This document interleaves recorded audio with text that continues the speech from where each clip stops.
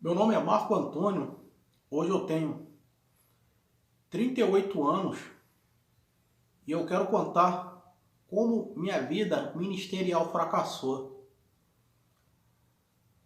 Eu fui pastor de uma congregação, eu tinha tudo para ser feliz e não fui. Mas só que tinha alguns pré-requisitos que eu não tinha, né? Mas o ministério lá de cima achou por bem não barrar isso, deixar com que eu pudesse exercer meu ministério. Eu não era casado, né? Eu já fui casado, mas no momento ali eu estava solteiro. Eu não estava com ninguém, não estava conhecendo ninguém, não. Só que eu era daquela pessoa que parecia que não dava sorte com relacionamento nenhum. Um título de pastor, eu namorava uma, não dava certo. E aí já estava na igreja com outra. Eu quase fui afastado por causa disso aí.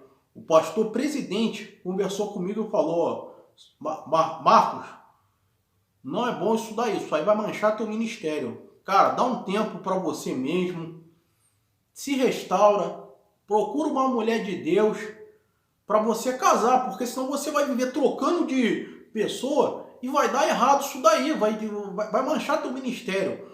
E outra coisa, eu não sei como é que consagraram você sendo solteiro. E eu sempre fui daquela opinião, né, de que não tinha nada a ver um pastor ser casado ou solteiro, né? Mas só que eu pude observar depois disso que isso aí tem a ver sim. Já já eu vou dizer por quê. Um certo dia acontece algo também muito assim, mas eu nunca tinha perdido a unção por causa disso. Algo inusitado na minha vida, que eu me envergonho disso até hoje. Ninguém sabe disso, ninguém soube disso, eu procuro guardar para mim mesmo. Mas eu estou compartilhando aqui porque eu não quero, em hipótese nenhuma, que você seja envergonhado por causa disso daí. Um certo dia eu vou evangelizar em uma casa, sem assim ofender religião de ninguém. Uma casa de bruxaria, melhor dizendo assim, para não ofender religião, foi fechada e todo mundo ali aceitou a Jesus, foi para a igreja e tal. E o que aconteceu? Aquela casa ali foi fechada. Aí eu chego para evangelizar um mendigo, e esse mendigo olha bem na minha cara, nos meus olhos e fala, assim mesmo com essa voz, eu te odeio.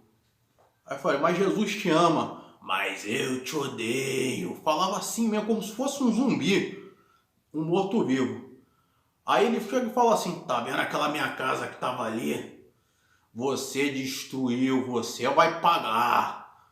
Eu falei, não vou pagar nada, eu tenho Jesus comigo. Mas o que tá comigo do que o que tá contigo.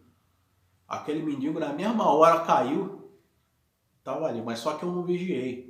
Maior o que tá comigo desde que eu vigie e ore, né? Só que não foi assim. Eu sempre fui assim, não vou dizer o termo mulherengo, porque eu namorava sério, mas nunca ficava assim de olho na outra pessoa não. Infelizmente eu acabei caindo. Um certo dia, eu conheço uma moça, uma mulher, muito linda, muito atraente, e eu começo a namorar com ela. O que acontece? Namoro, como se sabe na igreja, principalmente pastor tem que saber disso, que quando você namora, você não pode ter relações antes de casar. Só que eu tive. E no que eu tive relações antes de casar, essa mulher chega assim e fala, eu tenho um segredo para te contar. Gente, pensem o que vocês quiserem, pensem que é doideira, pensem que é maluquice, vocês podem pensar o que vocês quiserem, mas aconteceu. Essa mulher entra no quarto. No quarto não, no banheiro, melhor dizendo, porque a gente estava assim no lugar com... Tinha uma suíte, tinha um quarto ali e tinha um banheiro, né? Ela entrou no banheiro, que ela voltou, não voltou a mulher que ela era. Voltou algo que parecia... Você que provavelmente já viu o filme A Convenção das Bruxas, né? Tem lá a bruxa principal, que era representada pela Angélica Houston, né? Um negócio assim, o nome da atriz, não lembro. Ela tira uma máscara, vira um monstro, não vira nem uma mulher. Nariz grande, assim era ela. Parecia aqueles monstros do Jaspion. Os monstros lá dos Cade, assim que ela tava lá. E eu falei, não é possível. E eu tinha um horror. A mulher feia, a mulher assim, sem aparência. E ela fala, você teve relações comigo. Eu falei que você ia pagar. Ninguém hoje em dia soube dessa história. Eu mesmo pedi afastamento do ministério, falei que eu tinha que cuidar da minha vida espiritual e assim, eu saí, fugi disso daí e eu estou trabalhando na minha vida espiritual, né? Continuei frequentando tudo o que a igreja determina que você tem que ser para que eu pudesse me reciclar, para que eu pudesse, né, cuidar da minha vida espiritual, né? E passado disso, né, isso já passa uns 6 anos, eu conheço uma mulher e essa mulher é a minha atual esposa até hoje. Eu vou chamar o nome dela de Ana Paula, muito bonita também e assim, era solteira, já com os filhos. Ela hoje em dia, ela tem 42 anos, já com filhos adolescentes e a gente assim se conhecem, cada um faz uma coisa. A filha dela mais nova toca na igreja, toca no instrumento na igreja. O outro filho parece que já assim com 19 anos já dá escola bíblica lá com jovens. E essa mulher cada dia mais fortalece meu ministério. Todo dia. Qualquer mulher que chega para se aconselhar comigo, eu mando para minha esposa, porque ou então a gente aconselha junto. Eu soube vigiar mais, eu evito estar na casa das irmãs sozinho, porque vigilância no ministério de um homem de Deus é tudo. Eu me arrependi de tudo que eu fiz, pedi perdão a Deus, pedi... Assim, hoje meu ministério está melhor do que tinha antes. E não tem vergonha hoje que está acabando comigo. Graças a Deus eu me superei, né? Tá assim, hoje eu tenho uma ajuda forte por causa disso daí. E hoje eu entendi por que um pastor, um diácono, qualquer cargo eclesiástico você tem que ser casado, para exatamente não acontecer isso daí e você manchar o ministério, algo que Deus deu para você fazer. Fala pessoal, belezoca? Agora quem fala é o Carlos Blanco. Cara, eu não vou pregar religião aqui não. Aconteceu no lado evangélico isso daí, mas isso pode acontecer com qualquer pessoa, é fato. Existe um versículo da Bíblia que diz que você tem que vigiar e orar. Independente de sua religião, você tem que vigiar e orar. Independente se você também não tem religião. O que é vigiar? Vigiar não é vigiar a vida dos outros, vigiar um filho, vigiar. Vigiar significa você ter cuidado com o que faz, com o que fala, onde anda, onde pisa, porque você é observado. Querendo ou não, você é observado para saberem se você tem razão naquilo que você fala. Muitas pessoas aí batem nos outros dizendo que é exemplo, que é não sei o quê, que eu sou isso, que eu sou aquilo, mas chega o primeiro tropeço ali acontece. Eu já vi muitos homens falar assim, usar até esse termo. Pode aparecer a mulher mais na minha frente que eu sou fiel à minha mulher. Esse homem caiu e perdeu o ministério. Isso é fato.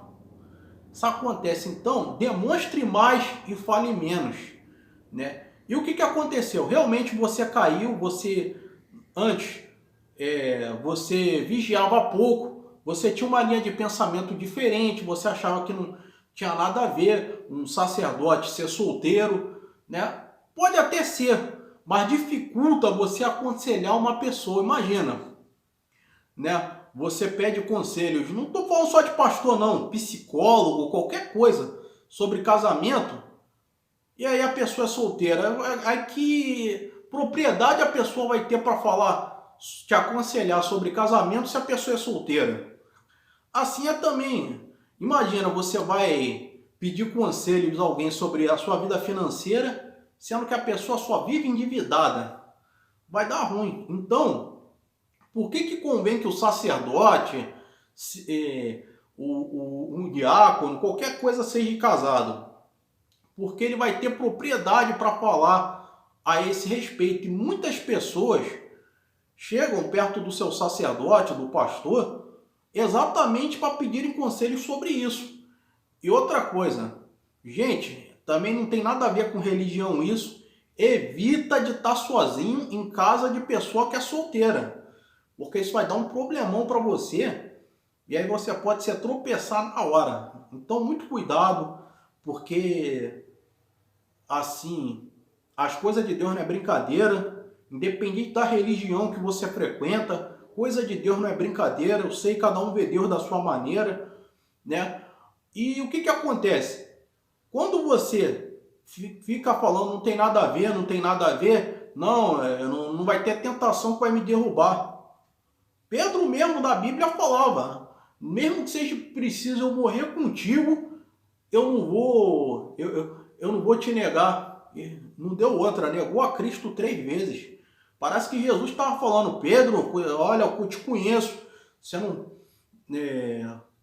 como é que você vai fazer isso daí? Tu vai me negar 3 vezes. Talvez ele nem fosse, mas quisesse alertar. Então, muito cuidado com o que você faz, com o que você fala, aonde você pisa, com quem que você vai fazer brincadeira, porque isso pode te custar, né? Hoje em dia, a vida tá assim, pisar em ovos. Então, o que você fez? Realmente, sobre a história é isso. Você caiu, você se levantou. Eu acho que foi desnecessário você cair dessa maneira. Você poderia ter esperado mais em Deus, até mesmo de ter tido esse título de pastor, porque realmente é muito difícil uma pessoa solteira ser consagrada a pastor, é muito difícil, né? Eu conheço poucos, mas por quê? Pode acontecer isso, de você namorar, o namoro não dá certo, aí você conhecer outra pessoa, também não dá certo, e as pessoas verem você como um mulherengo, sendo que você não é. Então, é isso aí. Curtam, comentem, compartilhem. Mande sua opinião aqui embaixo. O que você achou disso daí? Realmente, um sacerdote tem que ser solteiro, tem que ser casado, melhor dizendo, ou se realmente esse homem faltou vigilância para ele, né? Graças a Deus ele se recuperou, se reciclou, né? Louvado seja Deus por isso.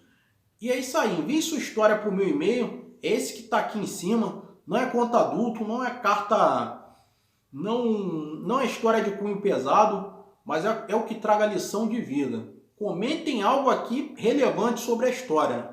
Abração Maria Blaia, Francisco Teles, Priscila Sansi, Antônio Marcos, Silvia Martins, todos. Fiquem com Deus e até a próxima.